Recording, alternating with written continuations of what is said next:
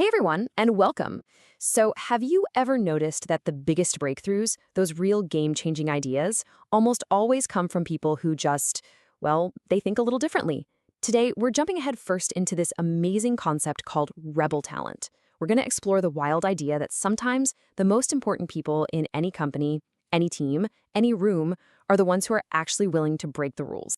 So that brings us to the big question, right? Is breaking the rules really the secret to success? We are about to dig into that.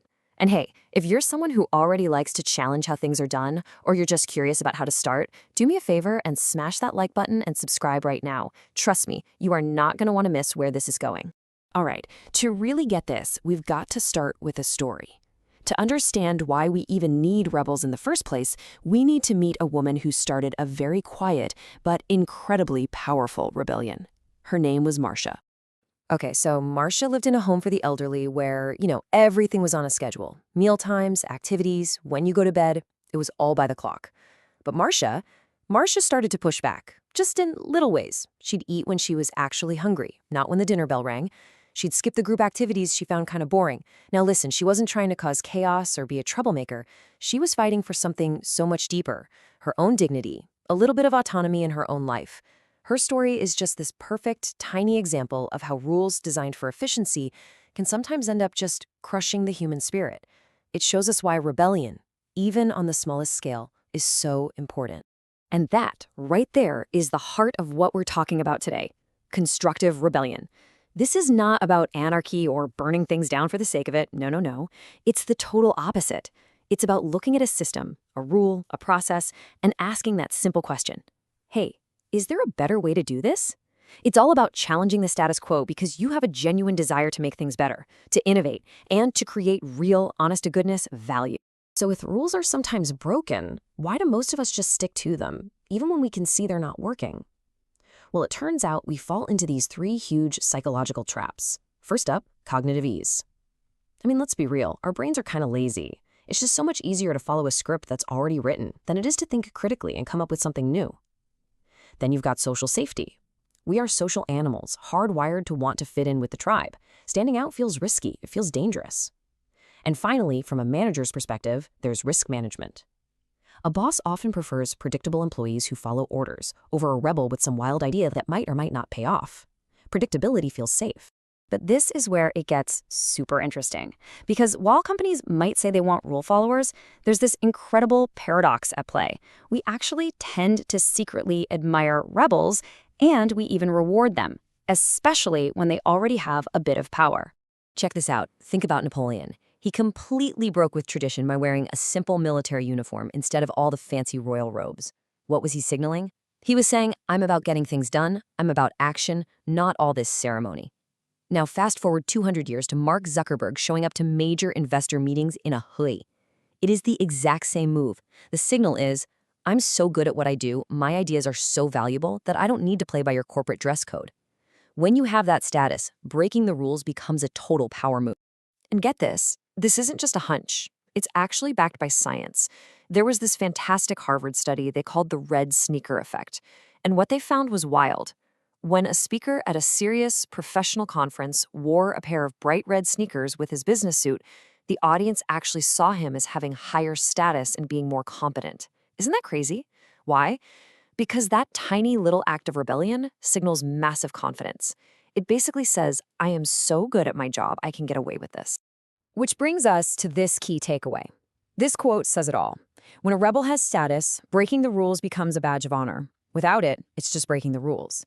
This is the whole paradox, right? It's what makes being a constructive rebel so tricky, but also what makes it so unbelievably powerful when you pull it off. Okay, so how do we actually do this? How do we become that person? It's not just about having a rebellious streak. It's about developing the right skills. And that brings us to the Rebel Toolkit. Think of it as 5 core talents that anyone, and I mean anyone, can work on to become a more effective, constructive rebel. So here they are, the 5 talents. Novelty is all about challenging how things are done. Curiosity, that's the engine that drives everything. It's about challenging what we just assume is true. Perspective is about having the humility to challenge your own ideas and see things from another angle. Diversity is about challenging who gets a voice at the table. And finally, authenticity. That's the courage to challenge that constant pressure to just pretend and fit in. For the rest of our time today, we're going to do a deep dive into that first one, which is arguably the foundation, novelty. And to unpack what novelty really means, we've got another great story for you. This one features a World War II officer, a very stuffy military tradition, and, you guessed it, a dog named Hot. So, back in World War II, this officer, Jeffrey Baldwin, was in charge of naming military dogs. And the rule was super rigid. You just follow the alphabet. They were on the letter H, and people were suggesting the usual names like Hero, Hector, you know the drill. But Baldwin speaks up and suggests Hot. His bosses were furious. It totally broke with tradition, but his argument was so simple and brilliant. He said a short, sharp, one-syllable word is way more effective for yelling a command in the middle of a chaotic battlefield. He wasn't just trying to be different for the sake of it. He was trying to be better. And you know what? He won the argument. The story of Hot the dog is just a perfect way to understand the three big forces that are always trying to stop us from finding new ideas. First, his superiors had a massive status quo bias. They were afraid to change something that had been done for years. Second, everyone was stuck in ingrained habits. This is just how we've always named dogs. And third, Baldwin himself had to overcome huge social pressure for suggesting something that sounded, well, weird. He had to push against all three of those powerful forces just to make one tiny logical improvement. Okay, enough stories, enough psychology. Let's get down to brass tacks. How can you, right now, start to build your own rebel muscle for novelty? Here are a couple of super simple but incredibly powerful tools you can start using, like tomorrow. The first tool that every single rebel needs in their back pocket is the 5 whys. Now I know it sounds almost ridiculously simple, but it is one of the most effective problem-solving techniques on the planet. The whole idea is to stop slapping bandages on problems and to just dig and dig and dig until you find the actual root cause, simply by asking why about 5 times. Let's just walk through this classic example together. Okay, problem number 1. The team reports are always late. So you ask, why? Well, because we have to wait for the final data to come in. Okay, why? Because the data system we use is painfully slow. Okay, why? Well, because it's an ancient system we've had for years. And then the final most important question, why? Because we never got the budget approved for an upgrade. And boom, there it is. In 5 simple steps, you went from blaming your coworkers to finding the real, solvable issue, a lack of resources. That's the root problem you can actually fix.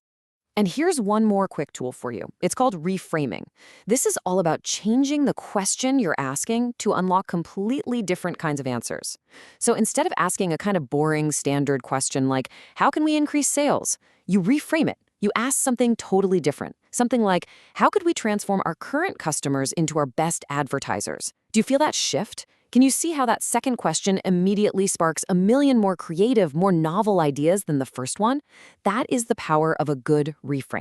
So I want to leave you with a direct challenge, a little homework. What is one small, supposedly unbreakable rule in your job or your life, the kind of thing everyone just does without thinking, that you could constructively question tomorrow? It could be something tiny, like the format of a weekly email, or as simple as how you name a project. And we have only just scratched the surface of what novelty can do. So don't go anywhere. We've got even more powerful insights into building your full Rebel toolkit coming right up. Okay, let's just dive right in. We're kicking things off with the very first Rebel talent, curiosity. And to really get this, we've got to talk about a magician named Mark Gabor and his insane challenge, making a full-sized elephant vanish into thin air, live on TV. Now, for years, magicians had a playbook for this, right? It always involved these huge, ridiculously complex machines and a budget that would make your eyes water. But Gabor, well, he was a constructive rebel. He looked at that old playbook and thought, nah, I'm going to rewrite the whole thing. And this, right here, is the key. Instead of asking the standard, boring question, how do I physically make an elephant disappear, which is a total engineering nightmare, Gabor asked the completely different and way smarter question. He reframed the entire problem. He zeroed in on the only thing that actually mattered, the illusion. And the solution that came from that one little shift in curiosity? It was almost laughably simple. He just had the elephant moved out of the camera shot while everyone was distracted.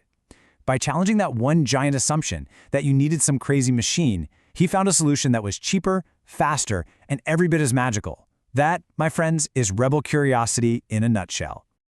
So let's really nail this down. Rebel curiosity isn't just about kind of wondering about stuff. No, it's an active, powerful tool. It's this relentless drive to dig deeper, to poke holes in the things everyone just accepts as the way it is, and to constantly explore what's really going on under the surface. For these constructive rebels, this is their #1 defense against the most dangerous thing you can find in any company: ignorance with confidence. You know what I'm talking about? That terrifying state where you're 100% certain you're right, but you only have a tiny fraction of the info. It's the kind of thinking that absolutely tanks projects. But here's the big question, right?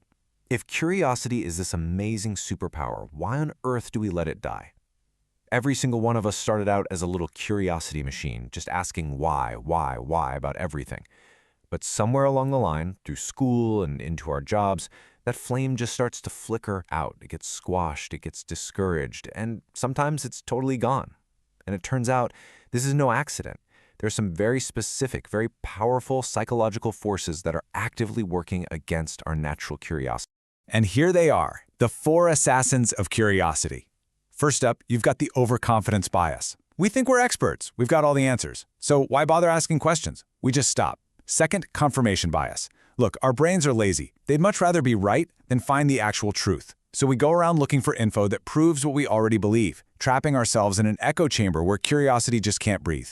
Third, the constant pressure for efficiency. In our go world, there's no time for what if. Asking why feels like a waste of time when a deadline is staring you down. And finally, and this one is huge, it's the simple fear of trouble. Questioning how things are done can feel like you're challenging your boss. We worry we'll get labeled as difficult, so we just keep our mouths shut, and our curiosity starves to death. So how do rebels fight back against all this? They use a secret weapon. 3 of the most powerful words you can ever say: I don't know. I mean, in a world that rewards pretending you have all the answers, admitting you don't feels like a weakness, right? But for a rebel, it's an incredible act of strength. It tells everyone around you that you care more about finding the truth than protecting your ego. It immediately opens the door for other people to jump in and share what they know. And most importantly, it flips a switch in your own head, moving you from being defensive to being open, curious, and ready to learn. All right, so you want to put this into action? Here are 3 concrete things you can do to fire up your own curiosity. First, run an assumption check. Take any project you're working on, list out everything you think is a hard fact, and then, one by one, attack each one. Ask, what if the total opposite were true? Second, use mirror questions. These are questions that reframe the whole situation.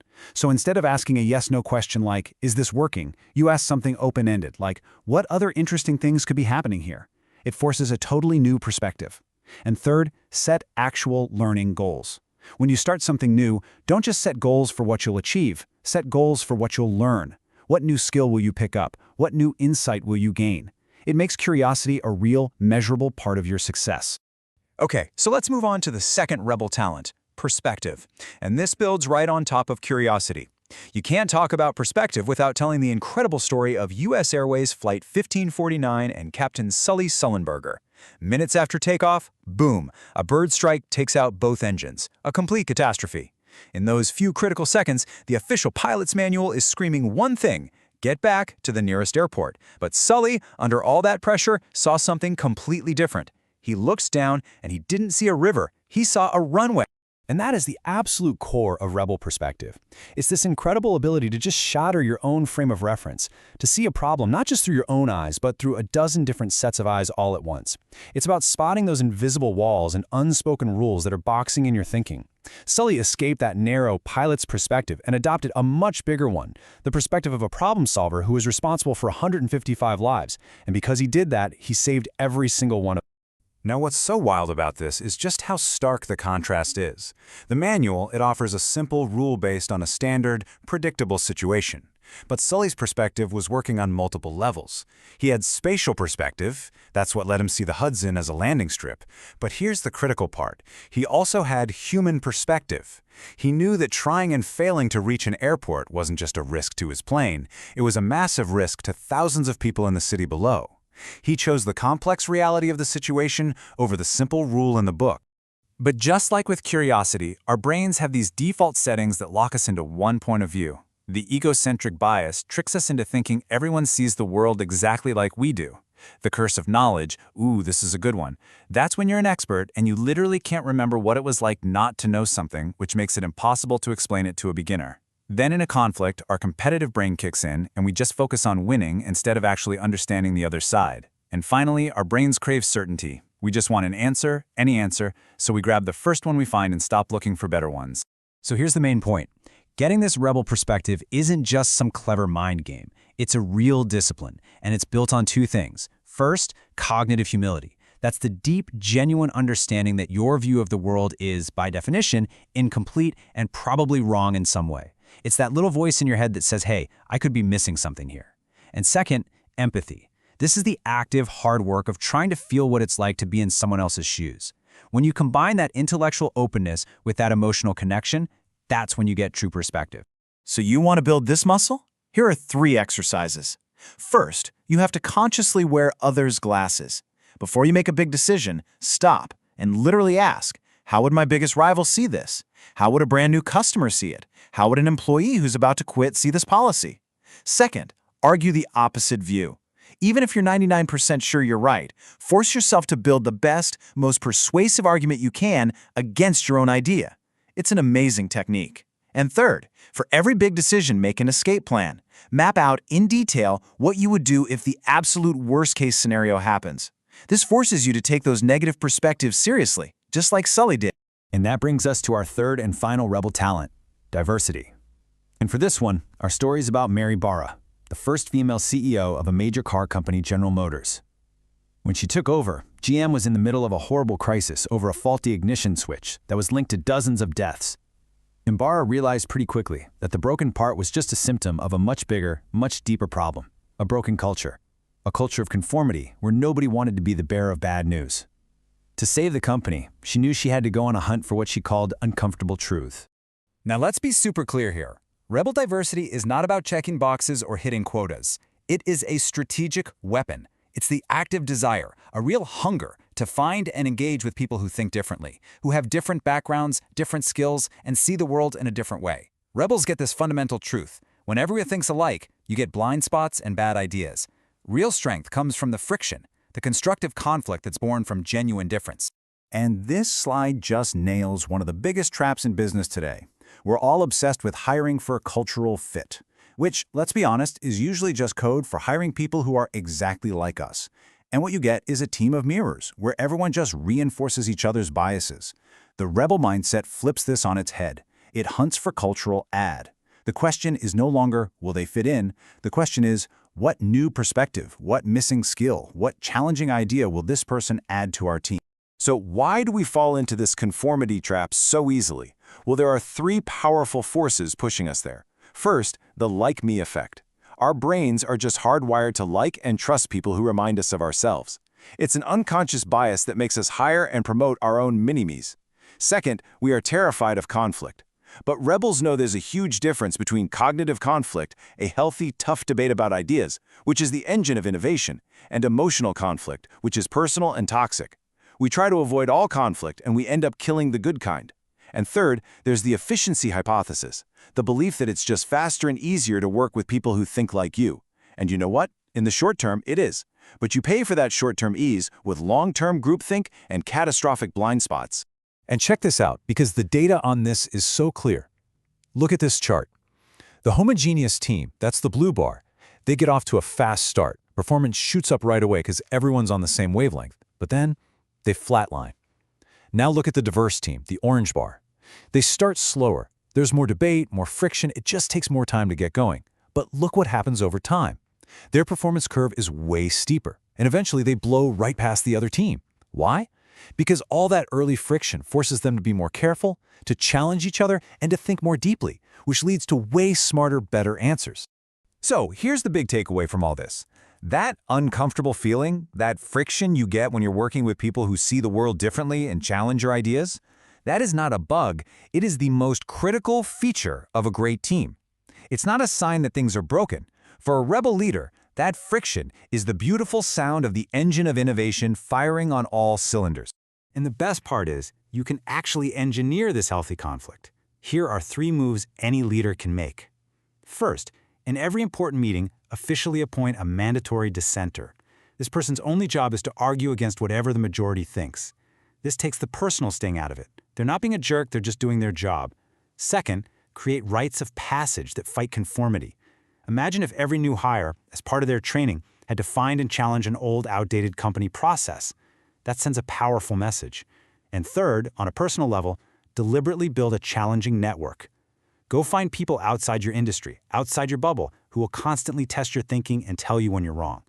And those are the core talents that separate constructive rebels from everyone else. Don't go anywhere, the rest of the powerful insights are coming right up. All right, let's get right into it. Today, we're talking all about how to transform your workplace by becoming what's called a constructive rebel. We're going to break down how you can challenge the way things are done and why doing it the right way isn't just good for you, it's absolutely crucial for your entire organization. So, first things first. We've got to talk about this invisible force that's lurking in pretty much every workplace, just draining energy and absolutely crushing creativity. And the wild part is, most of us are doing it every single day, and we don't even realize the heavy price we're paying.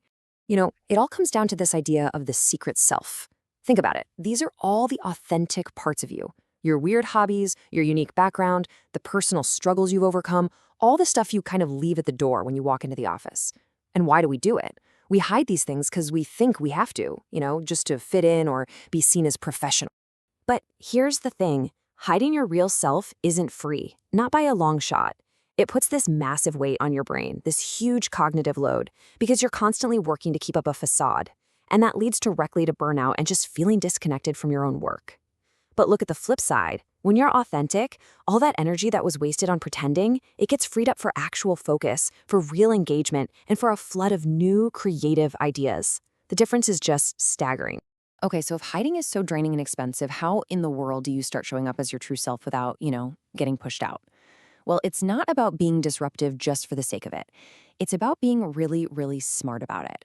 And the secret sauce is this concept called optimal distinctiveness. I love this idea.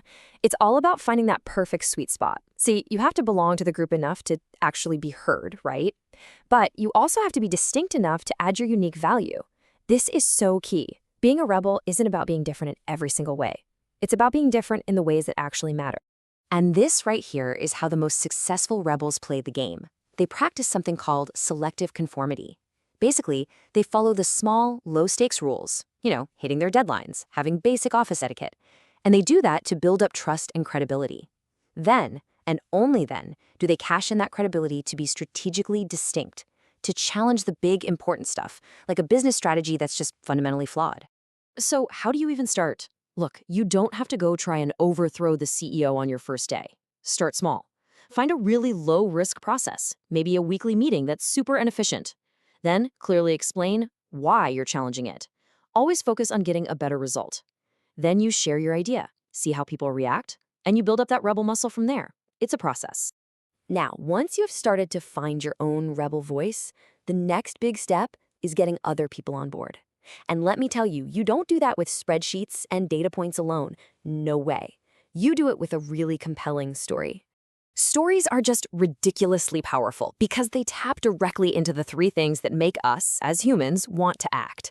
First, there's autonomy, that feeling of being in control. Then there's mastery, our desire to just get better at what we do. And finally, purpose, the deep need to feel like we're part of something bigger than ourselves. A truly great story, it lights a fire under all three. But a rebel story isn't just some random anecdote. Oh no, it's a tool, and it's built a certain way. It absolutely has to establish a clear purpose, the why. It has to create a sense of belonging, that feeling of we're in this together. It has to connect with people on an emotional level, not just a logical one. And, maybe most importantly, it has to end with a crystal clear call to action, telling people exactly what they can do to join the cause. And this quote from the source material just nails it. Data and facts can tell people what the problem is, sure, but it's the story that tells them why they should care. It's the story that gives them the motivation they need to stand up and help you fix it. Okay, so let's scale this whole thing up. How do you go from being just one person pushing for change to creating an entire culture where constructive rebellion is just how things are done? Well, believe it or not, a fantastic model actually comes from the high seas. Turns out, pirate crews like Blackbeard's were often way more democratic and had flatter structures than the super rigid navies they were fighting against. Captains could literally be voted out, the treasure was shared more fairly, and everyone had a voice. I mean, think about the agility of a startup versus some giant corporation. Pirates basically built rebellion right into their org chart. So, how do you become a modern-day pirate captain, leading this kind of crew? It really boils down to these 8 principles. And this isn't just a random list. It's a complete blueprint for weaving rebellion into the very DNA of your organization. It covers everything, from pushing for curiosity and diverse ideas to leaders showing up authentically themselves. It's all about fundamentally rewiring how you think about leadership and how you get work done. Let's just zoom in on 3 of the most powerful and kind of counterintuitive principles here. First, a rebel leader's job is to open the path. That means you act like a servant leader. Your whole job is to remove roadblocks for your team. Next, you leverage constraints. You use a tight budget or a short deadline, not as a problem, but as a spark to force creative solutions. And finally, you embrace silence. You actually start meetings with quiet reflection time so that the best ideas can surface, not just the ideas from the loudest person in the room. So we've covered the why and the how. We've gone from shifting your own personal mindset all the way up to leading an entire rebel organization. And now it's all about putting it into practice. Because at the end of the day, being a rebel isn't about one single big dramatic moment. It's not a movie scene. It's a mindset. It's a continuous journey of making that consistent daily choice to challenge, to improve, and to be authentic. And that really brings us to the final, and honestly, the most important question of all. This is where it gets real for you. I want you to think about your work right now. What is one small, maybe even seemingly insignificant thing that you know could be done better? I am genuinely so excited to see what you all come up with. Thank you so much for exploring the art of constructive rebellion with me today. Now take that question seriously. Think about it, and then drop your answer, your first small act of rebellion, right there in the comments below. Let's get a whole movement started. And that's a wrap on this explainer. Just remember, the world only moves forward because of people who are brave enough to challenge how things have always been done. So keep challenging, stay curious, and I'll see you in the next one.